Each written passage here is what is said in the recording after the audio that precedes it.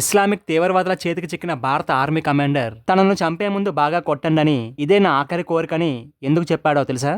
ఒకసారి కాశ్మీరీ ఉగ్రవాదులు ప్రముఖ యూనివర్సిటీలో పనిచేసే ఒక ప్రొఫెసర్ని, టీవీ ఛానల్లో పనిచేసే రిపోర్టర్ని, ఒక ఆర్మీ కల్నల్ని అపహరించారు. ఆ ముగ్గురిని చంపేయాలి అనే నిర్ణయం కూడా జరిగిపోయింది. అయితే ఆ ముగ్గురిని చంపే ముందు వారి ఆఖరి కోరిక ఏమైనా ఉంటే చెప్పుకునే అవకాశం ఇచ్చారు. అప్పుడు భారతదేశంలోని ఒక ప్రముఖ యూనివర్సిటీలో పనిచేసే ప్రొఫెసర్, నేను మీ మద్దతుదారుణ్ణి, కాశ్మీర్ స్వాతంత్ర ఆకాంక్షకు, పాకిస్తాన్ కు నేను బలమైన మద్దతుదారుణ్ణి, నన్ను చంపకుండా వదిలేస్తే మరింత బలంగా మా దేశ నడిబొడ్డులో మీ వాదనని సమర్థిస్తూ మీ పని మరింత సులువయ్యేందుకు నేను ప్రయత్నిస్తాను అని చెప్పాడు. ఆ తర్వాత ప్రముఖ ఛానల్ రిపోర్టర్, నన్ను కూడా చంపొద్దు, నేను ప్రతిరోజు భారత ప్రభుత్వాన్ని నా ఛానల్లో విమర్శిస్తూ ఉంటాను. దేశ రక్షణ కోసం భారతదేశం తీసుకునే ప్రతి నిర్ణయాన్ని నేను వ్యతిరేకిస్తూ ఉంటాను. నేను బ్రతికి ఉండడం వల్ల మీకే ఎంతో లాభం అన్నాడు. ఆఖరిగా భారత ఆర్మీకి చెందిన ఆర్మీ కల్నల్ యొక్క ఆఖరి కోరిక ఏమిటో చెప్పమని తీవ్రవాదులు అడిగారు. అప్పుడు ఆ భారత ఆర్మీ కల్నల్, నన్ను చంపే ముందు నన్ను బాగా కొట్టండి, ఇదే నా చివరి కోరిక అన్నాడు ఆర్మీ కల్నల్. ఆ మాటలు విన్న ఇస్లామిక్ తీవ్రవాద నాయకుడు, బుద్ధి లేని భారత ఆర్మీ అంటూ వ్యంగ్యంగా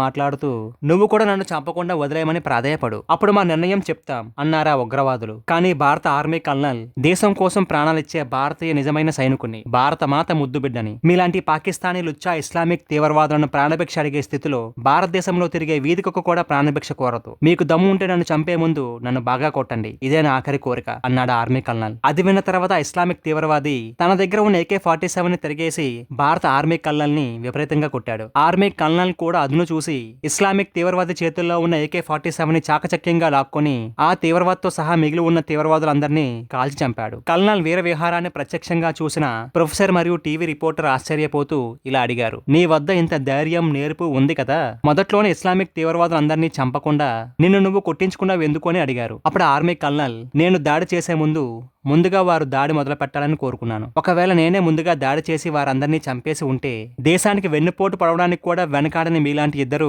దేశం మొత్తం తిరుగుతూ ఇండియన్ ఆర్మీయే మొదటగా దాడి చేసి అమాయకపు ఇస్లామిక్ తీవ్రవాదులను చంపేసిందని భారత సైనికుల్ని హంతకులుగా, దోషులుగా చిత్రీకరించేవారు. దానివల్ల నా జీవితం మొత్తం అందరికీ సంజాయిషి ఇస్తూ గడపాల్సి వచ్చేదని ఆర్మీ కల్నల్ జవాబిచ్చాడు. నిజమే కదండి, ప్రపంచంలో ఏ దేశంలో కూడా లేనంత మంది దేశద్రోహులు మేధావుల ముసుగులో, జర్నలిస్టుల ముసుగులో, విద్యావేత్తల ముసుగులో మన దేశంలోనే ఉన్నారు. మీరేమంటారు? కాదంటారా? అవునంటారా?